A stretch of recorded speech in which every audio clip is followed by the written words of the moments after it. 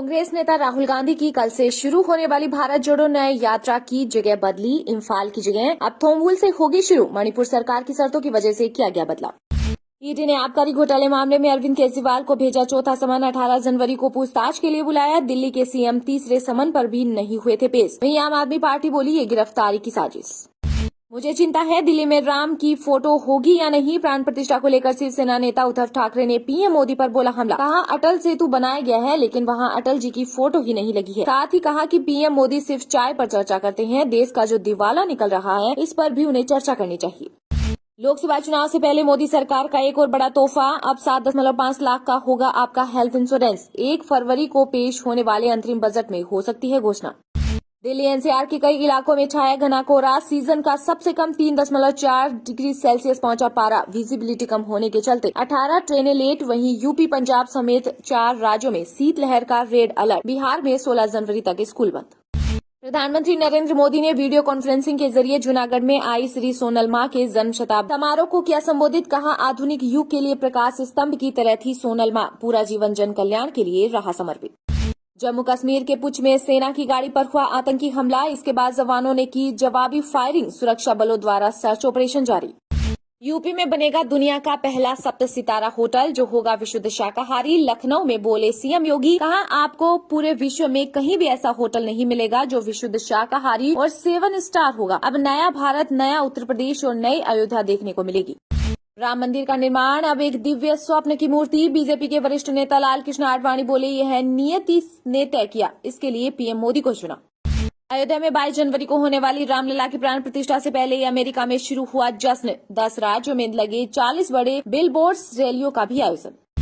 आगामी लोकसभा चुनाव के बाद महाराष्ट्र में आएगा राजनीतिक भूचाल। मुख्यमंत्री एकनाथ शिंदे का बड़ा दावा। कहा पीएम मोदी के नेतृत्व में देश बुलेट स्पीड से प्रगति कर रहा है। महाराष्ट्र में सत्तारूढ़ गठबंधन लोकसभा की कुल 48 में से 45 से अधिक सीटें जीतेगा।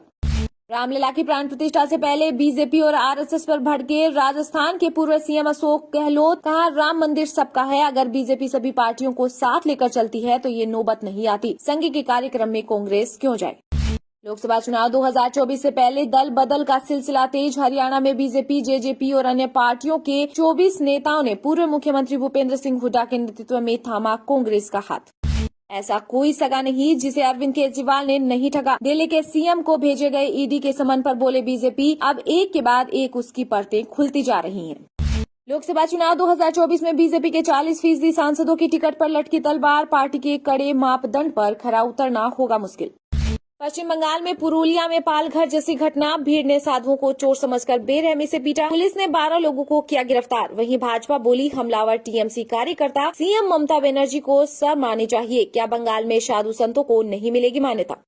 राम मंदिर महोत्सव को लेकर उत्साह में। राम में हुई दिल्ली। कारोबार में आया उछाल। 15,000 करोड़ की खरीद फरोख्त होने का अनुमान। चीनी इकोनॉमी को लगा बड़ा झटका। भारत समेत दुनिया के कई देश नहीं खरीद रहे चाइनीज सामान। पिछले 7 साल के निचले स्तर पर पहुंचा एक्सपोर्ट। इंडिगो की मुंबई गुवाहाटी फ्लाइट घने कोहरे में फंसी। बांग्लादेश के ढाका में कराई गई इमरजेंसी लैंडिंग। इसमें कांग्रेस के कई नेता भी सवार। बोले बिना पासपोर्ट ही आ गए विदेश। अयोध्या में रामलला की प्राण प्रतिष्ठा को लेकर 22 जनवरी को उत्तराखंड में रहेगा dry day. CM Pushkar Singh Dhami ने शराब दुकान बंद रखने के दिए निर्देश। यूपी में माध्यमिक और बेसिक स्कूलों में 14 से 21 जनवरी तक चलेगा स्वच्छ अभियान। सभी शिक्षण संस्थाएं किए जाएंगे प्रकाश में।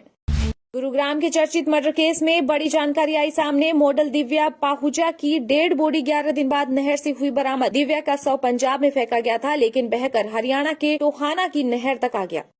हिमाचल में कांग्रेस की सरकार में पोर्टफोलियो में बदलाव के बाद शुरू हुई कलह। विभाग वापस लेने के बाद विक्रमादित्य समेत 3 मंत्रियों ने कैबिनेट मीटिंग का किया बाइकआउट। पद्म विभूषण से सम्मानित शास्त्रीय गायिका प्रभा अत्रे का 92 साल की उम्र में दिल का दौरा पड़ने से हुआ निधन। पुणे में ली अंतिम सांस।